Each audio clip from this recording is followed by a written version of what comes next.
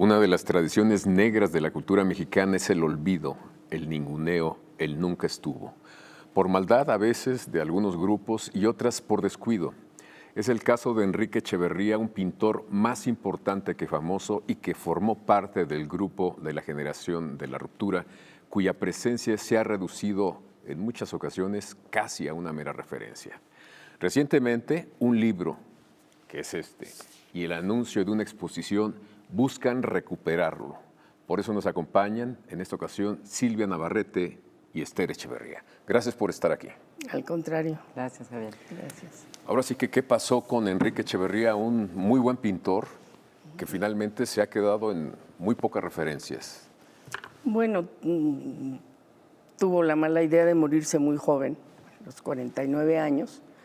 Aún así fue importantísimo para el movimiento que posteriormente fuera denominado como La Ruptura. Fue cofundador de la Galería Pris en 52, posteriormente la Proteo, en donde se realmente arranca este movimiento tan importante. Su personalidad era demasiado discreta, era un hombre cero protagónico, muy generoso, ayudando siempre a sus amigos, en particular a Cuevas, que era como, para él era como su hermano menor. Y era lo opuesto, era muy protagónico. Sí, absolutamente. Y eso a Enrique no le tenía preocupado. Él lo que quería era pintar, era absolutamente...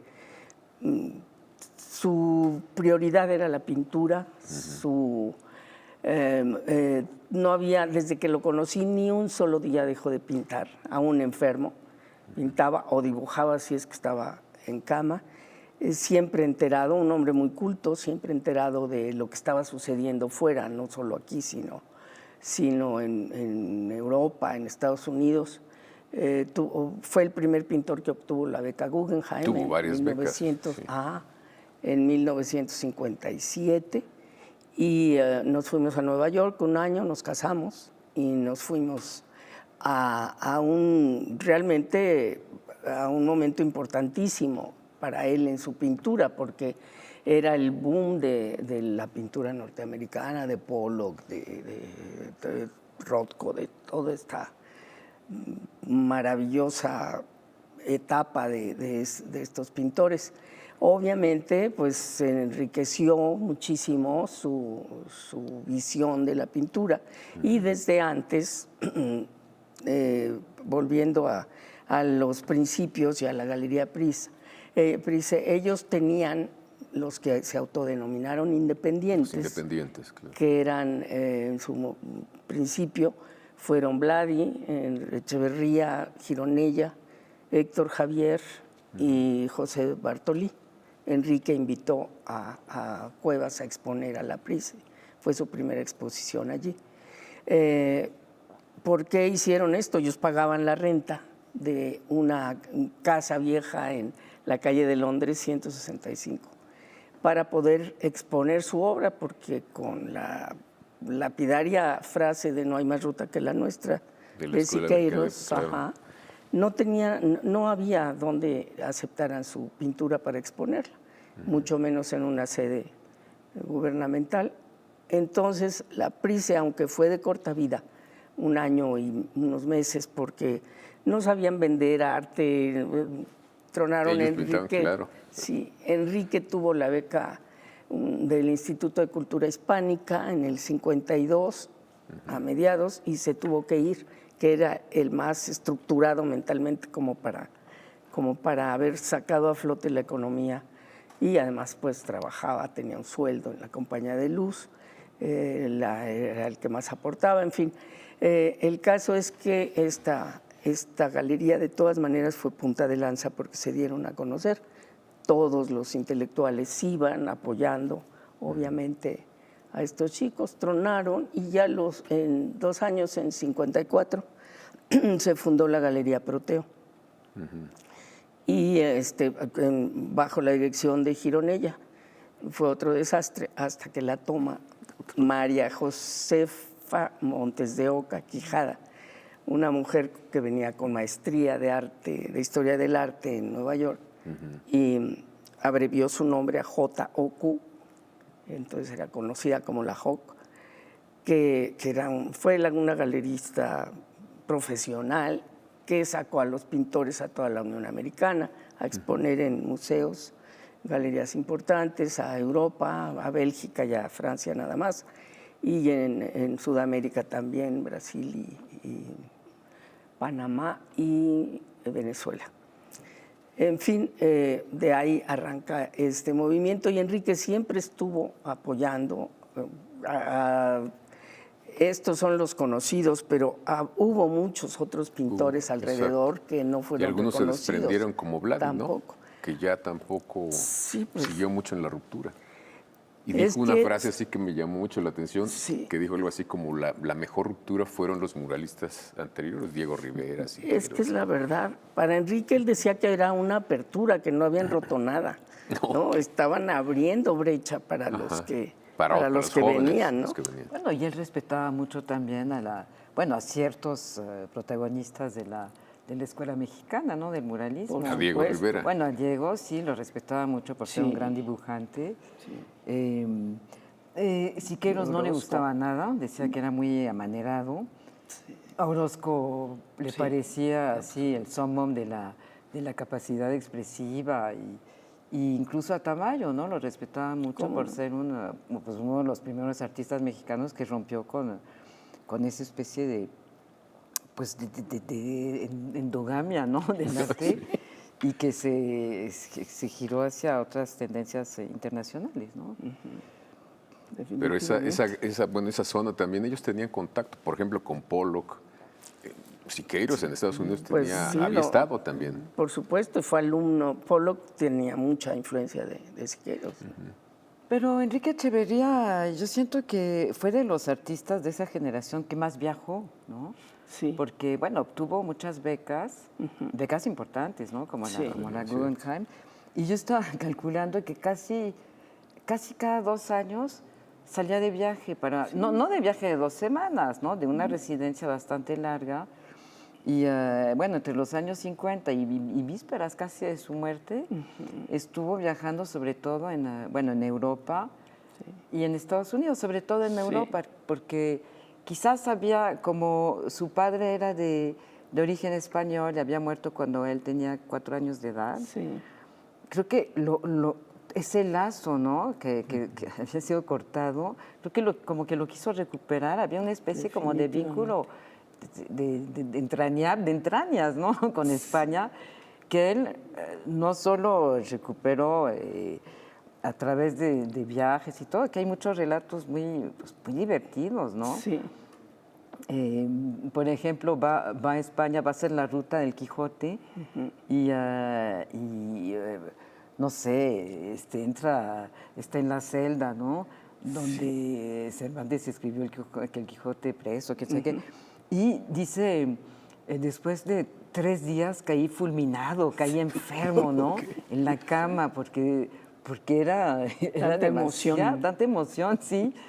Y este descubrimiento de España, bueno, se traduce también en su pintura, ¿no? Por una gran admiración por la pintura del siglo de oro, ¿no? El tenebrismo, esa especie de dramatismo, ¿no? De la primera etapa. Sí, ¿cómo no? De esa paleta oscura y que quiere transmitir también un poquito como el sentido trágico de la existencia, ¿no? Una cierta austeridad, ¿no? Tal vez por esta no presencia en México, pues tuvo menos repercusión como persona aquí mismo, ¿no?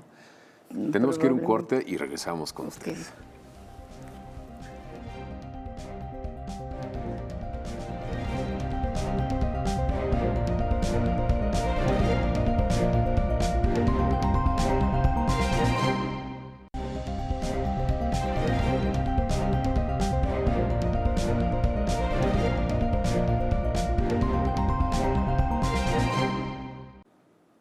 Silvia Navarrete, nos estabas hablando de los viajes de este pintor y yo pensé en algún momento que tal vez el haber estado viajando tanto pues hizo que tuviera menos arraigo aquí. ¿Fue así o es una elucubración mía nada más? ¿Quién sabe? Bueno, viajar, por supuesto que le permitió conocer otros horizontes y Y fue una especie de trampolín hacia la experimentación. Yo creo que gracias a esos viajes él pudo ser uno de los pintores que más exploró diversos estilos. Bueno, esto quizás obró contra él, ¿no? Porque un pintor que no define luego su estilo, su lenguaje, un lenguaje muy particular, puede ser interpretado como alguien que está tanteando, ¿no? ¿Y no será también producto de su formación? Porque él no era pintor de origen, digamos, necesariamente, ¿no? Bueno, había estudiado como ingeniero aeronáutico, ¿no? Ajá, quería ser ingeniero aeronáutico. Y estudiaba en el Politécnico. Pero desde niño dibujó, y desde niño, hay una anécdota nada más que no hay tiempo para contarla, por la cual él dibujó toda su vida y tenía muchísima, una pasión enorme, veía toda la pintura que podía. Entonces, un día se enteró que Arturo Souto, un pintor español de los refugiados, daba clases y decidió ir con su trabajo, mostrárselo, y dijo, si Arturo Souto me acepta como alumno, dejo la ingeniería, faltándole 3 exámenes nada más para terminar. Ajá. Wow. Lo aceptó Souto, claro, y rompió los papeles. Pero tenía alma de pintor, eso se ve. Bueno, si arriesgas una carrera en la que has invertido tanto tiempo por 3 materias que te falten y dices, si me dicen que me vaya a otro lado, me voy. Así es. Y yo creo que toda su vida y toda su carrera persiguió la pericia técnica, ¿no? La excelencia técnica. Sí. Eso y una capacidad de absorción increíble, yo creo, fue lo que lo hizo tratar de entender todos los estilos, de vanguardia en esa época, ¿no? Que se asimiló poco a poco a lo largo de su carrera. Fueron 30 años nada más de producción, es muy poco, ¿no? Es muy finalmente. Poco. Y bueno, claro, es una carrera inconclusa, una carrera truncada, ¿no? Se dice. Por eso quizás fue un poco... es un personaje un poco desdibujado actualmente, ¿no? Pero bueno, pues hay que ver que tuvo también muy buena fortuna crítica, o sea, los grandes plumas escribieron sobre él y reconocieron su talento. Sí, y expuso cada año, desde que empezó, desde 54, cada año de su vida hasta el último, expuso en la Galería Proteo, cuando por desgracia muere electrocutado el hijo de la Hoc, de la dueña, su único hijo. Pues se volvió loca, en fin, terminó la Proteo. Entonces lo asumió Inés Amor, pasó a ser pintor de la Galería de Arte Mexicano y continuó cada año haciendo una exposición individual y varias colectivas, ¿no? ¿No será por el eclecticismo del que hablan que también se difuminó un poco? También. Ahora, desde que él murió, yo he procurado, he conseguido, mejor dicho, hacer varias exposiciones en museos de su obra, que se esté recordando, ¿no? Pero hacía falta un buen libro, con más información finalmente? Sobre él. Es el libro más completo sobre él. Sí hay otros, pero bueno, esto es única y exclusivamente sobre Echeverría. Claro, hay referencias a sus mejores amigos, a sus colegas, ¿no? Pero básicamente es informativo. ¿Quiénes colaboran aquí? ¿O qué materiales podemos encontrar? Mira, bueno, Silvia Navarrete nos hizo el favor de escribir la presentación del libro. Arturo López, que es un académico, un conocedor del arte y de la pintura en particular de Echeverría. Juan Rafael Coronel Rivera, José María Espinaza, que es actualmente el director del Museo de la Ciudad, Salomón Greenberg, que es otro personaje que hace libros sobre arte, que vive en Estados Unidos. Hay un pequeño escrito de Teresa del Conde, póstumo, un artículo de Javier Moisén. Hay entrevistas que se le hicieron para que se entere un poco la gente de cómo pensaba, quién era.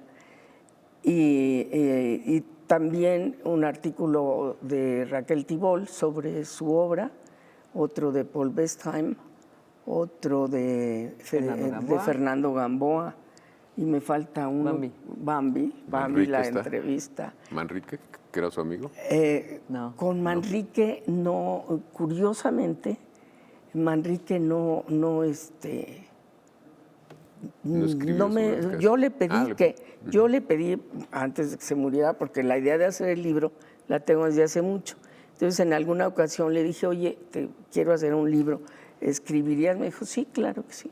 Bueno, pues eso pasó. Pero, también. pues, ¿qué pasó? No, espérame tantito. Y total, se murió y no lo escribió. Pero bueno, es un muy buen corpus para acercarnos a este pintor.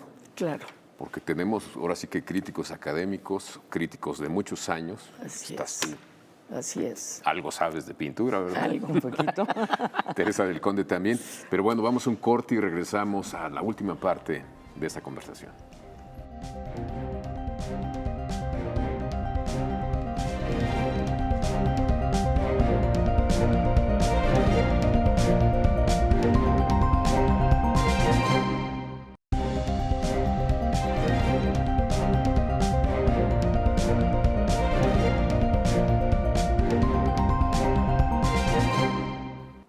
Esther, Silvia, ¿se puede decir que Enrique fue un pintor que estuvo experimentando de manera constante, sin importarle los riesgos? Porque a veces cuando se experimenta también demasiado se llega a algo que no quería uno, ¿no? Permanentemente sí lo hizo.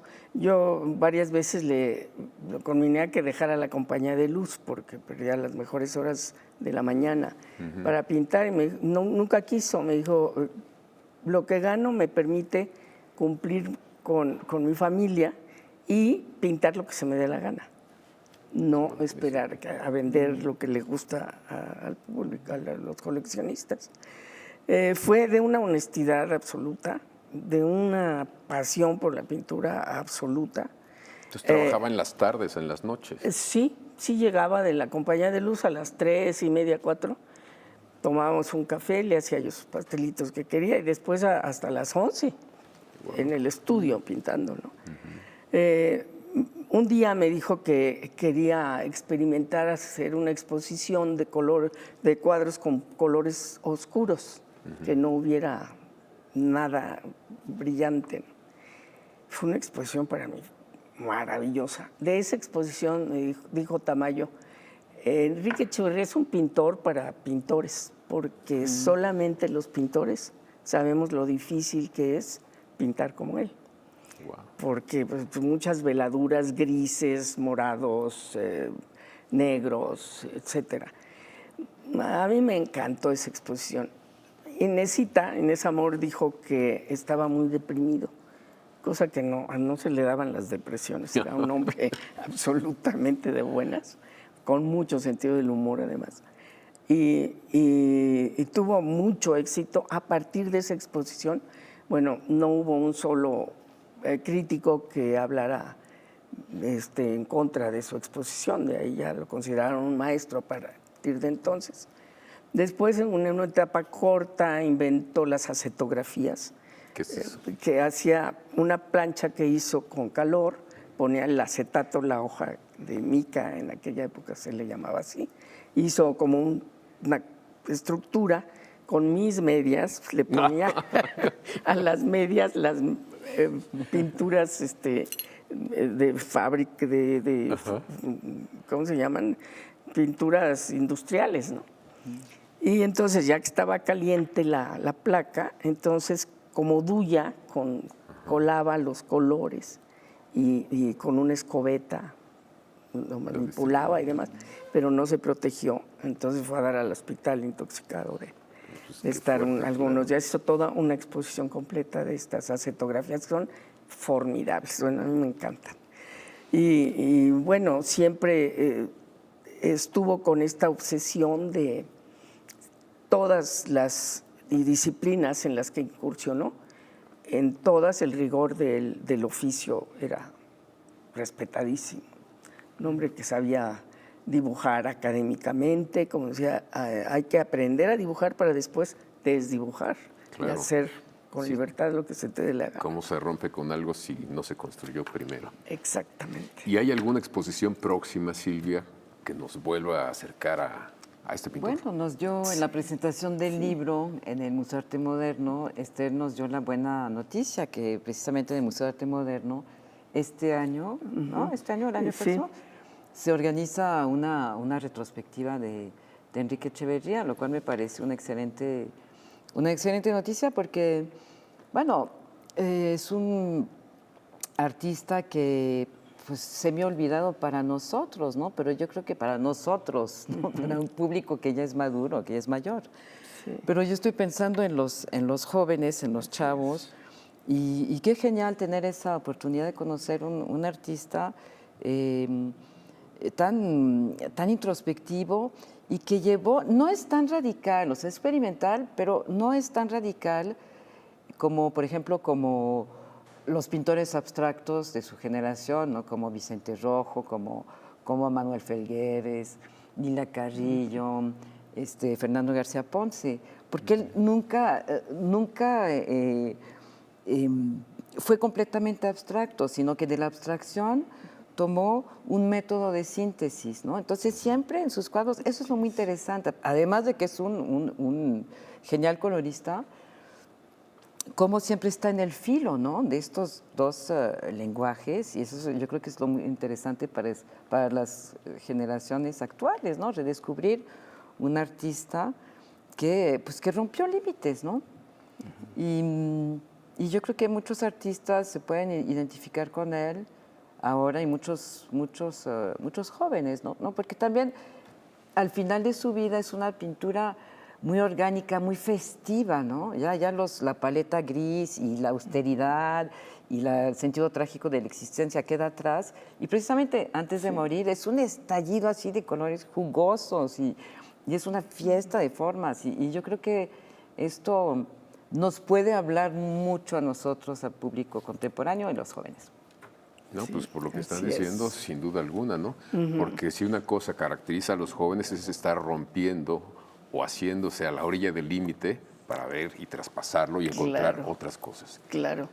Tengo un homenaje que se hizo en el Museo del Palacio de Bellas Artes en 2003, que fueron los 3 pisos del edificio, extraordinariamente. Tengo 3 cartas de 3 jóvenes que asistieron a la exposición, bueno, tan bellas. Me lo hiciste recordar porque hablan de este estallido de color que tú mencionaste, ¿no? De cómo pasa, de cómo maneja también todas las etapas que tocó, ¿no? Y esta última que él le llamó flores imaginarias, organigramas, ¿no? Porque decía, ser abstracto, bueno, como su nombre lo indica, abstraes, no sé, una micro de un ladrillo, de un trozo de tela. En realidad hay referencia siempre a algo conocido, ¿no? Claro. Por eso nunca se autodenominó abstracto. Aunque hay una entrevista de Siqueiros que los insulta diciéndoles abstractos. Cuando abrieron la Price, los trató pésimo. Y los insultaba diciéndoles abstractos, tan tierno, ¿no? Hasta qué insulto, ¿no? Que ahora puede ser hasta un elogio. No, sí. Pero bueno, hay mucho que ver entonces para esta exposición que va a ser en el Museo de Arte Moderno. En el Museo de Arte Moderno, sí, que es un lugar que para él le significó porque estuvo muy cercano a cuando se fraguó a hacer el museo, y muy, muy cercano al proyecto. Entonces, ese lugar ya sucedió en el Museo del Palacio de Bellas Artes, icónico, y ahora en el Museo de Arte Moderno, porque es un pintor moderno, su pintura es vigente, es moderna, es fresca, y el tiempo es implacable. Los malos no pasarán así, hayan sido muy famosos y ricos. La pintura de Echeverría va a trascender porque tiene una calidad extraordinaria. Es un gran pintor. Claro. Sí. Pues algo más que nos quieras compartir, Silvia, ya estamos por terminar. Bueno, yo creo que ya el ciclo se está se está cerrando y las lagunas se están remendando, afortunadamente gracias a este libro excelente, que tiene excelentes reproducciones en las cuales se puede ver, ¿no?, toda esta complejísima carrera que tuvo Enrique Echeverría. Y luego, bueno, cerrar con el broche de oro, ¿no?, de una gran exposición, esperamos todos, ¿no?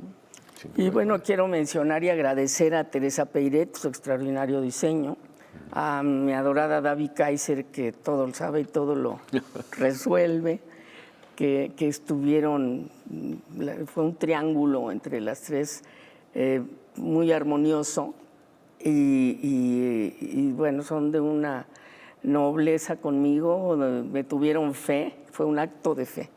Vamos a arrancar con poco dinero a ver qué pasa y lo lograremos. Y lo lograron. Y lo hicimos. Pues yo les quiero agradecer que nos hayan acompañado y compartido lo que saben de este pintor, que hace falta verlo, gracias, sobre todo para los jóvenes. Y gracias a ustedes también por habernos acompañado aquí en el Debate 22 y los espero la próxima semana.